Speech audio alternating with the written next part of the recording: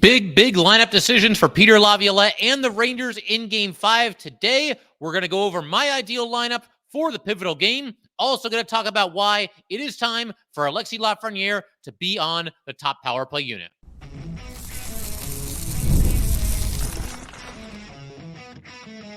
You're Locked on the New York Rangers, your daily podcast on the New York Rangers.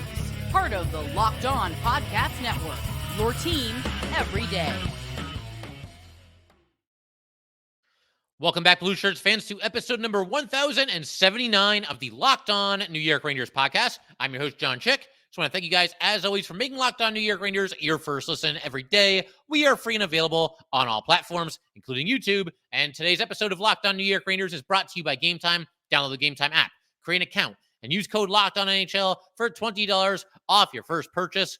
Terms apply. So the Rangers, obviously going into Game 5, have a lot of big decisions to make as far as who's in the lineup, who plays with who, and ice time. There were some really strange ice time distributions in Game 4. We're going to look a little bit closer at those and talk about how I'd like to see the Rangers go in this upcoming game here. Obviously, it's not up to me, but these are the decisions that I would make. This is my ideal lineup. It's not necessarily what I think the Rangers would do, and there's going to be times when we go through this where I kind of make that distinction. I'll say, this is what I would do. This is what I think the Rangers will probably end up doing. So we'll discuss that. The first move I'm making is I'm taking Blake Wheeler out of the lineup. And I know that the guy worked his tail off to get back. Clearly, he's a very well-liked, well-respected member of this team. He had that awesome moment in Game 3 against the Canes on the road where they scored the goal and they're all up against the glass celebrating and he's banging on the glass and then they're all going to the locker room. He's high-fiving everybody. That's cool and everything. And I don't think he played poorly in Game 4. He was out there on the fourth line. He only got 9 minutes and 18 seconds, did dish out 4 hits. So maybe embracing that fourth line mentality there and playing with some physicality. His first shift, he delivered a pretty solid hit in the Ranger zone. And all that's all well and good. And it is cool that he got back and props him for doing so. But if it's up to me, I'm taking him out. And I got to say, it would be brutal if his last NHL shift ever ends with him taking a penalty in overtime, the Panthers scoring that goal. That'd be a rough way to go out, and who knows what happens. Maybe the Rangers have Wheeler back in, but if it's up to me, I'm going to take Blake Wheeler out of the lineup for this game. Now, with that being said, we kind of live in two different worlds here, one where Filip Chytil is going to play and one where he's not going to play. Filip Chytil right now, for very understandable reasons, is very, very much day-to-day, game-to-game. We simply don't know when he's going to be given the thumbs up and put out there, and we simply don't know when that's not going to happen. This last one sound more like a decision where they just wanted to go with Wheeler. That's what they talked about. They were kind of vague about their reasoning. It is what it is. They end up going with Wheeler. But if Chytil is available, then we're going to put Chytil back on the top line with Mika and Kreider. I feel like Chytil's played a little bit better and, been a little bit more involved than maybe he's gotten credit for from some people. I think there's times where he's looked good despite the lack of points when he's been in, but we're going to put Chytil back in to the top line if he plays. He's out there with Mika and Kreider, and that being the case, Jack Roslovic now drops down to the third line with Alex Wennberg and Capo Cackle. But if it's up to me, and I don't think the Rangers are going to do this, but if it's up to me, Alex Wennberg is not your third line center. Barclay Goodrow is. Wennberg had his big moment in Game 3, the redirection, the goal. He's got a role that he plays on this team. But when you're talking about offense, Barclay Goodrow is far more likely to give you some of that than is Alex Wennberg. And I know that, this run that Goodrow is on is somewhat improbable, and you have to wonder, how long can it last and all that. But, the way things have gone, you tell me who's more likely to do something offensively for the Rangers in the next game, Barclay Goodrow or Alex Wennberg. I think the choice is pretty obvious. It's Barclay Goodrow. I would put him on the third line. I'd drop Wennberg down to the fourth line. Wennberg can still kill penalties. If the Rangers are up by a goal late in the game, you can get him out there for some increased ice time in those situations. For me, though, I'd rather have Barclay Goodrow centering that third line than Alex Wennberg. Do I think the Rangers are going to do that? No, I don't. I think they're going to stick with, the way that it's been with Wennberg on the third line. But that's my choice. I'd go with Barclay Goodrow. Another thing we're going to do, Panarin, Trocheck, Lafreniere, they're staying together. I know there's some idea of, maybe put Panarin with Mika and Kreider. Maybe all three of those guys can get each other going. Try this or try that. Look, Panarin has obviously cooled off a little bit, but Trocheck and Lafreniere have played very well. And honestly, those two, Trocheck and Lafreniere, are probably the two biggest Ranger threats right now. You could maybe throw Goodrow in there, but I think the two players among those three they're the most likely to keep it going are certainly Trocheck and Lafreniere. So I'm sticking those two together, and we're going to leave Panarin there too. Panarin at times looked somewhat dangerous in this last game. It's not like Panarin at the top of his game, but that line at times has been the best or one of the best lines in the NHL. You know, there are stats that back up that the Panarin line in the regular season was one of the absolute best in the entire league. And we're going to stick with those guys together, and everybody else, you know, Mika, Kreider, whoever else might be slumping right now, they need to figure out a way to get things going without having Panarin add to their line or adding Lafreniere to their line. There is a way, and I don't want to give too much away because I have an idea for a little bit later here in this segment that maybe Lafreniere sees a little bit of time with Mika and Kreider, and maybe Panarin does too. I'll explain what I mean by that just a little bit later. Another thing that I'm going to save for a little bit later in the episode is Lafreniere needs to be on the top power play unit. And we're going to talk about special teams in just a little bit here. But like I said, we'll get into the meat and potatoes of that in just a little bit. The other move that I'm making, Matt Rempe's staying in. I think Rempe played very well in Game 4, and it's not just the physicality. You know, the Lafreniere game-tying goal in the third period, that was set up by a really strong offensive zone shift by the Ranger fourth line. They were in there on the forecheck and going to work, and Matt Rempe had a hand in that.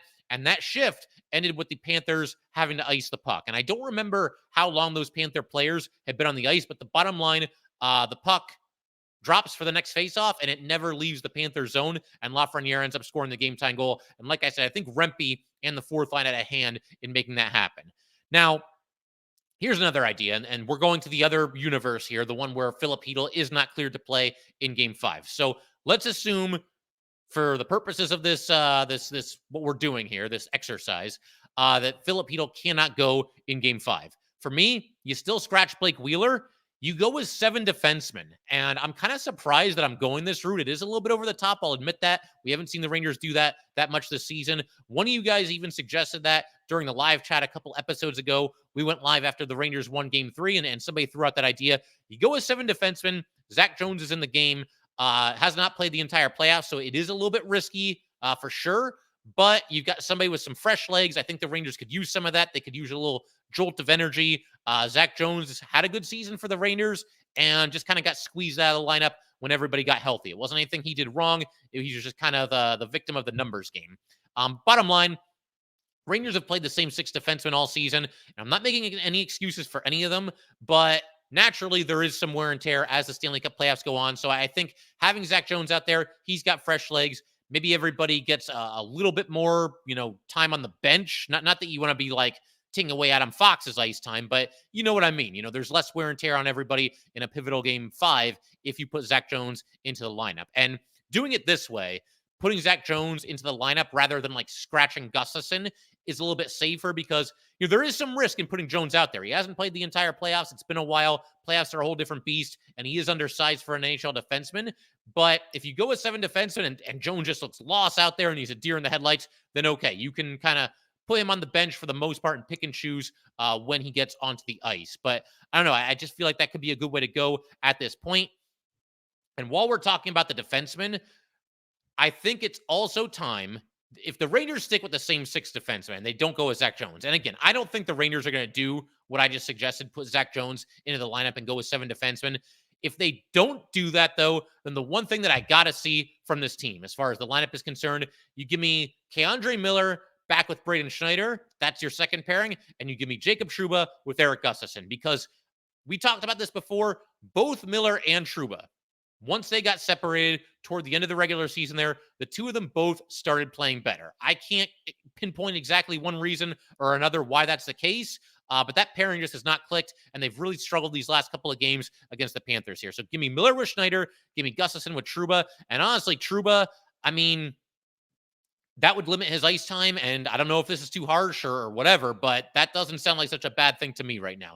And I just get the feeling that if you make those adjustments, maybe you'll get a little bit better out of both Miller and Jacob Trouba going forward. The pairing of Miller and Trouba at times this season has been all right. At times, though, it's been a disaster, and lately it's been the latter. So give me the two of them split up, if nothing else. But actually, I do want to go back to the idea that I just tossed out there of 11 forwards and 7 defensemen. If the Rangers actually do this, which again, I don't think they will, but if they do, what we're going to do here with 11 forwards, we are going to double shift both Alexi Lafreniere and Artemi Panarin at different points during the game. We've been trying to figure out all season, and honestly, longer than just this season, about who the top line right winger is going to be. Who's going to mesh the best with Mika Zibanejad and Chris Kreider. I mean, that's another option. You could break the two of them up, but we're going to leave those two together, and they got to figure it out. But we've been trying to figure this out. The Rangers have been trying to figure this out. We've seen all season. Kakko starts the season with them. Then it's Wheeler, back to Kakko, back to Wheeler, Johnny Brodzinski, Blake Wheeler again, Jimmy Vesey. You trade for Jack Roslovic, you put him there. On and on this has gone. You know what? We haven't figured it out all season. We're not going to figure it out now, so screw it. There is no official top line right winger for Game 5. We're just going to have Panarin at times play with them and Alexi Lafreniere at times play with them. Lafreniere, to me, is the most consistently dangerous looking Ranger forward right now, so he needs to be on the ice as much as possible. And the other reason for this, and it's something I've talked about in the past, but I haven't mentioned it in a long time, even though Lafreniere and Mika have never really had like an extended run together as line mates, when those two have been on the same line, they have some sneaky good chemistry. They just seem to have a feel for where the other one's going to be and some really nice passing. And with the way Lafreniere is playing right now, looking like he's been shot out of a cannon on every shift and making these drives to the net and just, unleashing these ridiculous shots. Give me Lafreniere trying to light a fire under Mika and Kreider. And again, sneaky good chemistry between Lafreniere and Mika, the little they've played together. So I like the idea of Lafreniere and Panarin both double shifting. Now, could that get a little much? I mean, both their ice times are going to shoot up. You know what? They're your best players. I know Panarin has struggled recently too, but you've got to go down swinging or hopefully rather just keep battling with your best players in prominent spots. So give me Lafreniere and Panarin both double shifting with Mika and Kreider at different points during the game. And you can pick and choose when it's Lafreniere out there, when it's Panarin out there, but you got to go with your best players, and hopefully those guys can all kind of get each other going there. Okay, so another aspect of this, the whole lineup situation here, the ice time. And you know what? We're actually going to save that. We're going to get to that in just a second. I want to discuss the ice time, what we saw in Game 4, and what I would like to see in Game 5, and we will do that in just a second.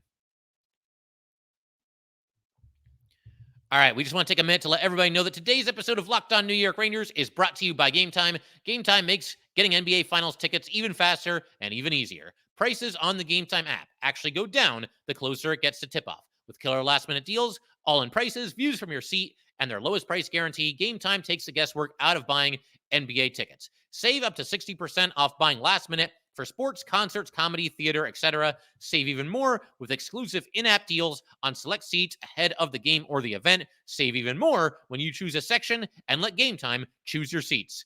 Take the guesswork out of buying NBA Finals tickets with Gametime.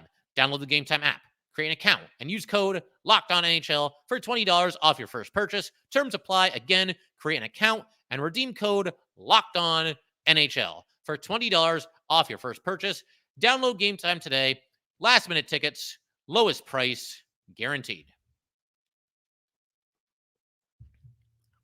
All right, let's go ahead and keep everything rolling here. And like I said, I want to we talked about the lineup. I now want to discuss, the ice time, some of the weird things that happened in Game 4, a couple of things that kind of jumped out to me, and what I would like to see in Game 5. And of course, they have not asked for my opinion on this, the Rangers, that is. So, we're kind of just having fun here, and I'm throwing out some ideas, and go ahead and feel free to leave your ideas in the YouTube comment section as well. But something that really jumped out for the Game 4, I might have said Game 3 a second ago. I meant Game 4. The Game 4 ice time, Alex Wennberg had the third most ice time of any Ranger forward at 19 minutes and 46 seconds. Why? Why is Alex Wennberg out there for that much ice time? Now, I know the Panthers had 4 power plays, and he's got to kill penalties and everything, and that's all well and good, and that's fine. But I don't know how at the end of a game, pivotal Game 4 like this, going into overtime against the Panthers, Alex Wennberg ends up with the third most ice time among forwards. He had almost 4 minutes more than Panarin. And I know, again, Panarin has not been the same player recently as he was early in the playoffs and certainly the regular season, but there's no reason for Alex Wennberg to be having that many more, minutes on the ice than Artemi Panarin. He basically had about 4 minutes, almost on the dot. 4 minutes more Alex Wenberg had than Alexis Lafreniere. He had 7 minutes more than Barclay Goodrow. Barclay Goodrow has been on fire, one of the most consistent Ranger players night in and night out. And again, this goes back to that idea I had in our first segment there, where I talked about let's move Barclay Goodrow up to the third line, increase his ice time, give him a more prominent role and a better chance to keep scoring the way he's been scoring in the playoffs.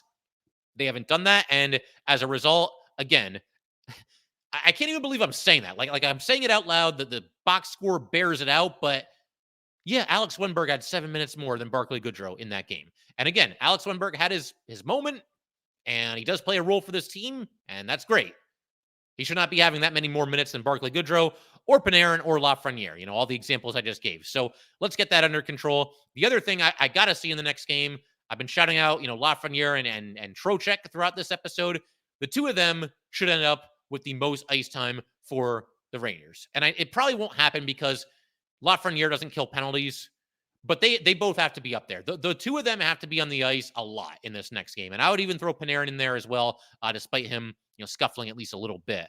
And then as far as the defensemen are concerned, so the last game, this is what you had for ice time. K'Andre Miller and Jacob Trouba leading the way. They had 23 minutes and 22:53 respectively. Adam Fox then had 22:39. He was third. Then a really big drop off to the other three Ranger defensemen. Braden Schneider ends up with 17:04, Lindgren 16:36, and Gustafsson with 15:27. Schneider and Lindgren should not both be getting 6 to 7 minutes less than Miller and Trouba. I would make the argument they should be getting more time than those two because, through the first 4 games in the series, the two, defensemen on the Rangers that I think have played the worst, I'm just calling it like I see it, it's K'Andre Miller and Jacob Trouba in whichever order you want to go. So for them to lead the way in ice time and have so much more than guys like Braden Schneider and Ryan Lindgren, I don't get it. I think that, that has to adjust in the next game. I'm not saying for sure that like Schneider and Lindgren both have to be out there longer than Miller and Trouba, but it should be a lot closer than that. Lindgren has played really well. He's played his blue-collar hockey. He takes a beating out there every night. We know that. And Schneider, I think, has been pretty consistent as well. So for me, those two need more time on the ice. Miller and Trouba need less time on the ice based on what's happened. Maybe you give them, the first period to figure things out. But if Miller and Trouba are struggling and they're turning the puck over and they're just not playing that well and the Panthers are getting scoring chances every time those two are on the ice, then you have to see that. You have to adjust that and say, okay, you know what? Lindgren and Schneider need more ice time. They need to be out there. And hopefully they're in a situation where the Rangers are protecting a lead. We'll see how it goes. But bottom line, Miller and Trouba should not be getting that much more ice time than guys like Schneider and Lindgren. So just my thoughts on the lineup. We're going to keep everything rolling in just a second. I want to go ahead and talk about why I think special teams have become a problem for the Rangers. I mean, I know they've become a problem. And we're also going to get into the reasons why I believe this could go down as possibly, we're not there yet, but this could go down, depending on how things shake out, as one of, if not the greatest playoff series ever played in the history of the Stanley Cup playoffs. And we will get to that in just a second. All right, let's go ahead and keep everything rolling here. So special teams are definitely an issue right now. The Panthers right now, for the whole series, are 5 for 15, and they went 2 for 4 in the last game. And really, we're just a couple seconds away from being 3 for 4. They scored right after one of the power plays expired. The Rangers, meantime, they are 1 for 11.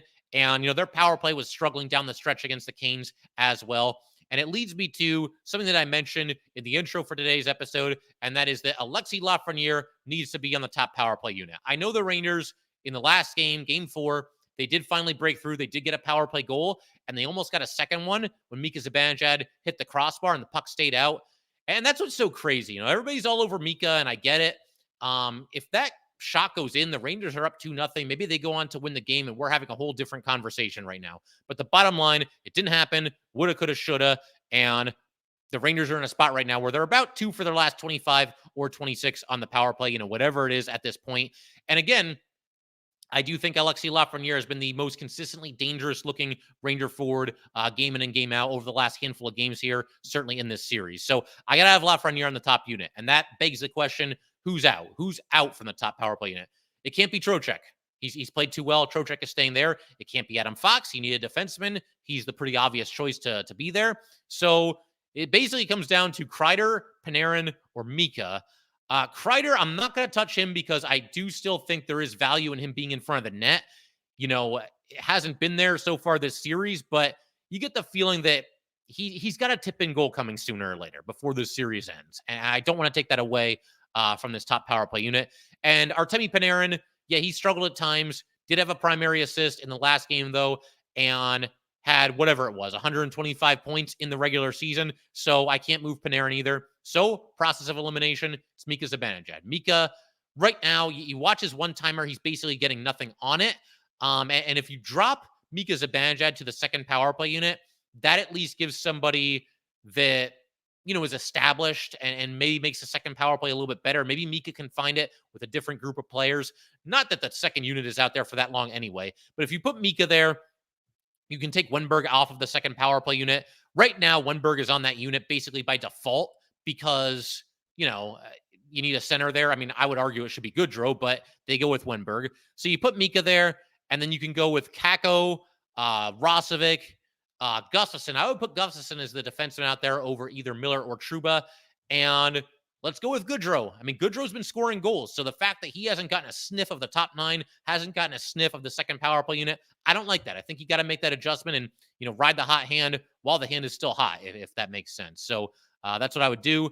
As far as, how to beat them on the power play, I feel like the Rangers need to start taking some more shots.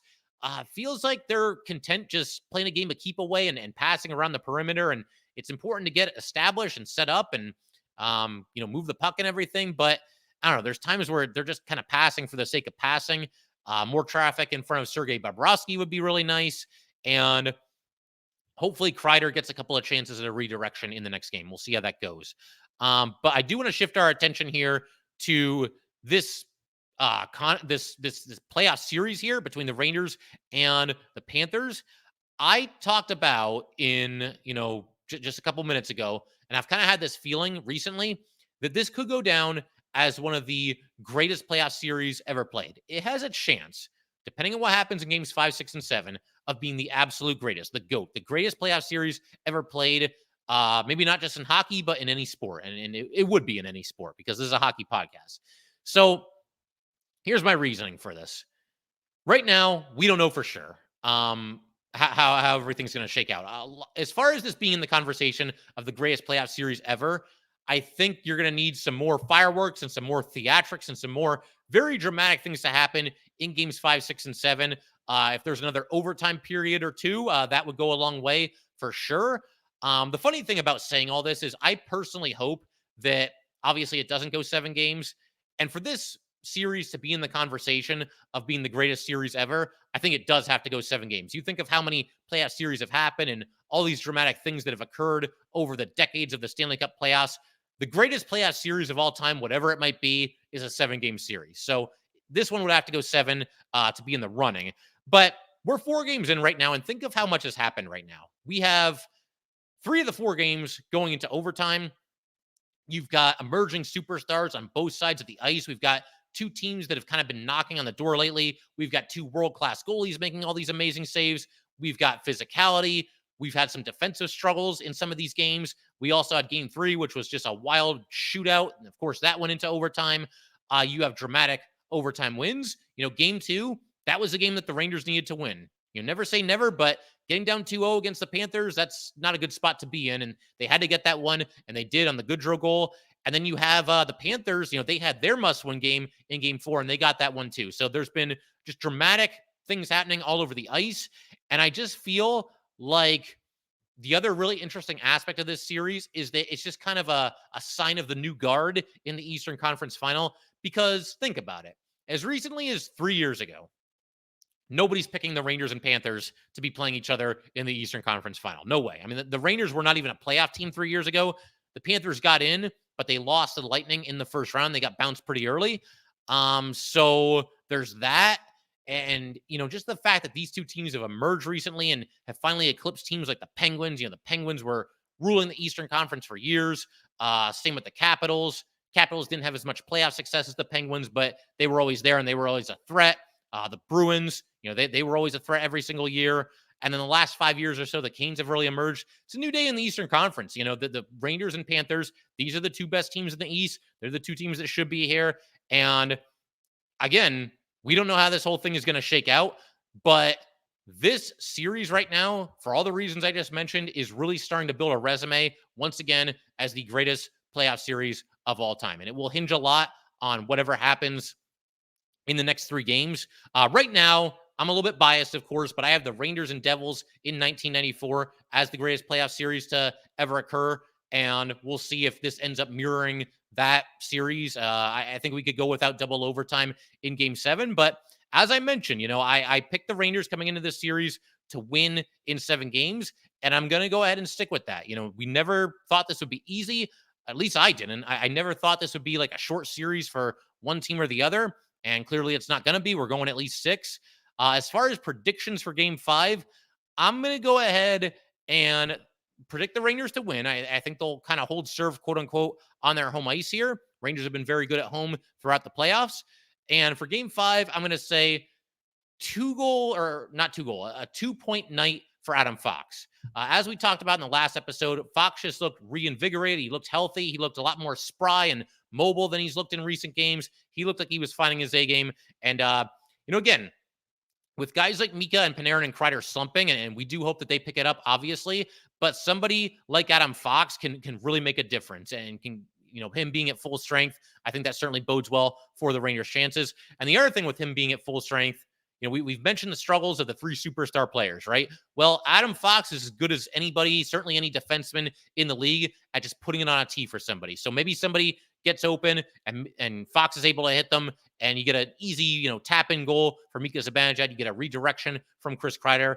Maybe Fox can set up Panarin. We'll see how it goes. But fully healthy Adam Fox is going to be big for the New York Rangers, and it looks like he's getting there. The other prediction that I'll make for Game 5 here, I'm going to say Kaapo Kakko scores a goal. He might end up on the top line with Mika and Kreider, depending on who's in the lineup and who's out of the lineup. And there were times where he looked dangerous. He had a chance near the end of the game, and a questionable non-call there on Ekblad, who got tangled up with Kakko. It looked to me like Kakko stepped on his stick, but it could have been called a trip. We've certainly seen that get called a trip in the past. I don't know, but the bottom line, I think Kakko's looked a little better recently. And, we'll see. I just get a feeling that he might be due for one. Kaapo Kakko. Give me a Kaapo Kakko goal. And I'll say, as far as the final score goes, Rangers win 3-2, but it's not going to be an overtime. They finally get a regulation win. One of those games where maybe they're up 3-1 in the third period, and the Panthers score with like 8 or 9 minutes left, and the Rangers figure out a way to hold them off at the very end. And you're going to see Igor Shesterkin stand on his head, make some ridiculous saves if that ends up being the case. But I figure we can call it there. Obviously, a huge Game 5. Try to enjoy it, and fingers crossed. The Rangers, it's gut check time, and they really need to get this win. So we'll see what happens. But let's go Rangers, and thank you guys, as always, for tuning in. If you'd like to get in touch with this podcast, please send an email to lockedonnyrangers@gmail.com. Once again, that is lockedonnyrangers@gmail.com. Definitely give us a follow on Twitter as well, @LO_NY_Rangers. Once again, that's @LO_NY_Rangers. And definitely subscribe to Locked On New York Rangers YouTube channel. Thanks again, guys. I will see you next time.